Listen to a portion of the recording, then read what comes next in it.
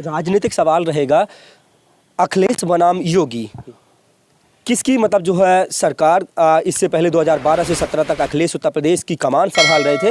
अब 2017 से 22 तक अब फिर एक बार फिर टर्म है, योगी आदित्यनाथ सूबे के मुखिया हैं। तो इन दोनों में अगर तुलना की जाए योगी और अखिलेश में, तो कौन बेहतर मुख्यमंत्री है? नहीं, अखिलेश थे। अखिलेश बेहतर मुख्यमंत्री बहुत। अरे बताइए, अब मैं सारे लोगों को आ गया, आज तक इस सरकार से मुझके कोई एक फोन नहीं आ सका। हाँ। मैं इसलिए मैं यादव हूँ। आप लोग जान जाइए कि मैं यादव हूँ, इस कैसे गिरा, मैं तो सबके लिए हूँ। उनको तो नहीं सोचना चाहिए, मैं एक कलाकार हूँ, हम तो पूरे हिंदुस्तान के लिए हूँ। ये बहुत अच्छी बात कही है। इनका नाम राजवली यादव है, लेकिन ये अपनी जाति का दंश झेल रहे हैं। ये कलाकार हैं, मूर्तियां बनाते हैं, मूर्तियां बनाना पेशा है। और एक कलाकार का कोई जाति, धर्म और मजहब नहीं होता है, उसको अपनी कला से प्रेम होता है और कला ही उसका मुख्य जो है पेशा होती है। अब जब ये कलाकार हैं, तमाम नेताओं की मूर्तियाँ बनती रहती हैं, लेकिन जब भाजपा की गवर्नमेंट है तो भाजपा गवर्नमेंट का कोई भी टेंडर, कोई भी जो है ऑर्डर राजवली यादव के पास नहीं आता। हालांकि बात यह है, यही कहना चाह रहे हैं कि सरकार की तरफ से जो है कोई ऑर्डर और टेंडर जो मूर्तियों का है कोई नहीं। बड़ा दुख होता होगा। अब दुख की तो बात है ही है, हमारा कोई नौकरी तो नहीं कर रहा हूँ ना, मैं इसी पेशे से, ये मूर्ति से मैं बच्चे भी पढ़ा रहा हूँ। मेरा जो एक बच्चा रिसर्च कर रहा है, एक करने वाला है। अब बताइए मैं कैसे चलाता हूँ, वो तो ईश्वर जानते हैं कि मैं किस तरह से व्यवस्था में चलाता हूँ।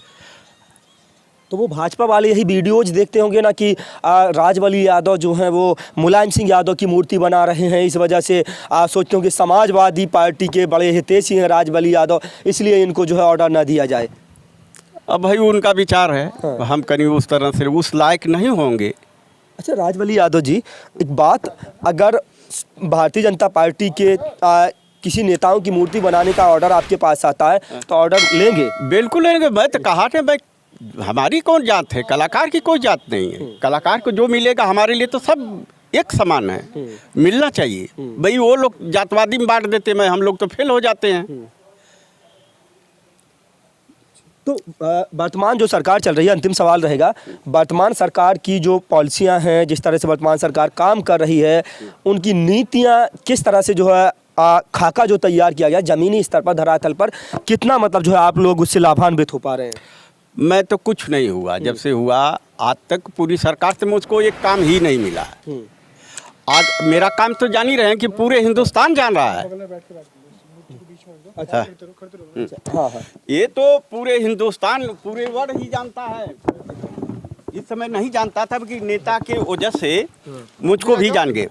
अब क्या मुझको क्या बताना है, उसको तो शासन को खोज को मुझको लाना चाहिए कि नहीं, उसी कलाकार को बनवाना चाहिए। मैं तो चैलेंज कर दिया कि आप इस मूर्ति को कहीं से कमी हो तो बता दीजिए पूरे हिंदुस्तान को। अब इससे बड़ा आप क्या प्रूफ लेंगे मुझसे?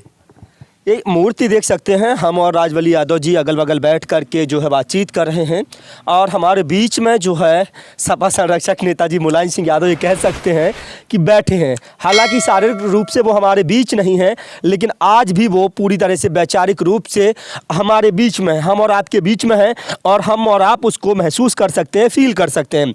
मुलायम सिंह यादव की तस्वीर है, उत्तर प्रदेश के 3 बार के सफलतम मुख्यमंत्री और अपने टर्म के सफलतम रक्षा मंत्री कह सकते हैं। इसलिए कह सकते हैं क्योंकि उस समय जब सेना में बॉर्डर पर जो जवान शहीद होते थे, उनका जो शव है वो वहीं लाने और ले जाने में खर्चा इतना लगता था कि जो सरकारें हैं वो उनको वहीं दफनाना या जो है अंतिम क्रिया करना वहीं पर मुनासिब समझती थी।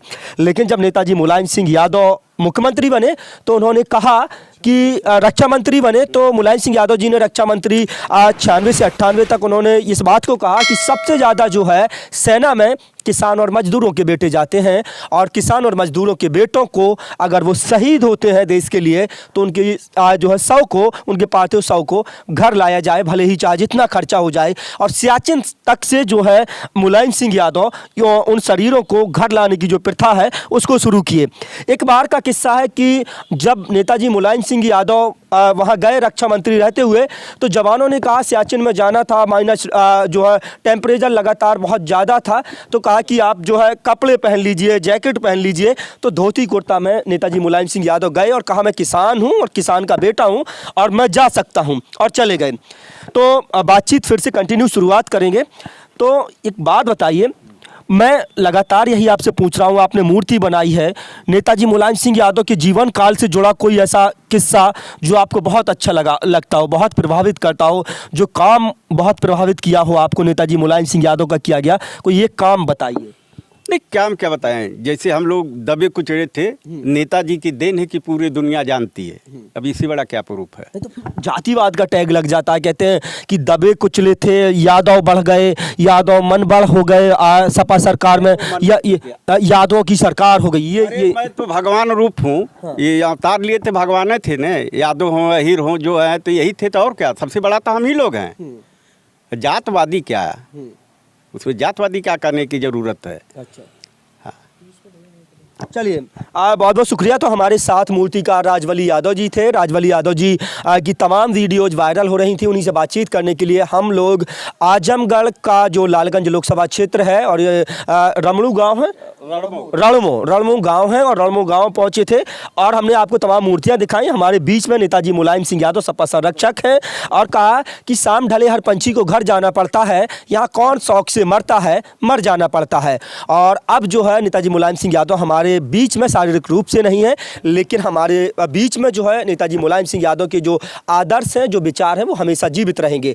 आप लोगों की क्या राय है, कमेंट बॉक्स में अपनी राय देना ना भूलें। अपने साथी कैमरा पर्सन आनंद यादव के साथ आजमगढ़ के लालगंज रणमो गांव से इमरान मंसूरी की रिपोर्ट। नमस्कार।